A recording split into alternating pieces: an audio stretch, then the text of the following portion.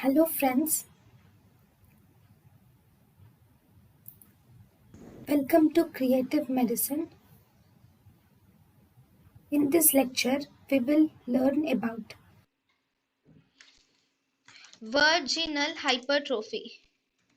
In virginal hypertrophy, there is massive enlargement of breast is seen, and this massive enlargement of usually you will see presence of both the breasts are enlarged.